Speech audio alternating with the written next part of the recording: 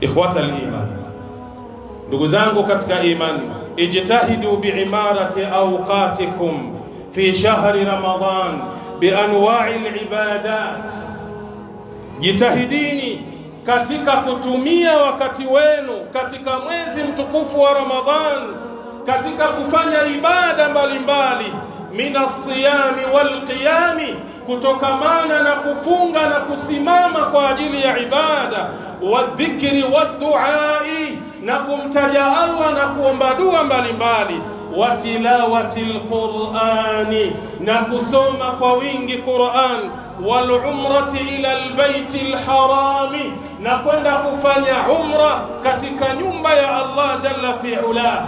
Fa inna umrata fihi ta'dilu hajjatan, hakika unapofanya umra ndani ya mwezi wa Ramadhan inakuwa ni sawasawa na mtu aliyefanya ibada ya hija. Hizi zote ni kheri, tunatakiwa tuzifanye ndani ya mwezi mtukufu wa Ramadhan. Lakini maal asafi shadid, miongoni mwa kheri ambazo leo hatujui thamani yake, hatujui uzito wake, ni kufunga mwezi mtukufu wa Ramadhan. Kwa sababu kuna watu miongoni mwetu ambao Allah kila mwaka anawajalia kuipata Ramadhan, na wao hawafungi na hawana kasoro ya kiafya wala hawana sababu ya kisheria inayowapelekea waache kufunga mwezi mtukufu wa Ramadhan. Ndani ya nyumba yake mke wake anafunga, tena mke huyo anamuandalia chakula mume wake, anakula ni jikobe linakula na mchana.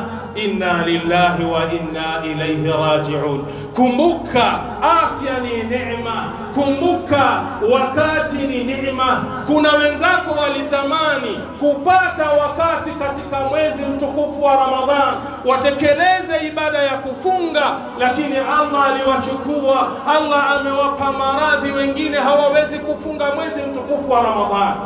Mimi na wewe Allah ametupa nafasi hii, ametupa afya njema, kisha mwezi wa Ramadhani unaingia, wala uoni haya amama Allah, wala uogopi amama Allah, unakula ndani ya mwezi mtukufu wa Ramadhani mzima.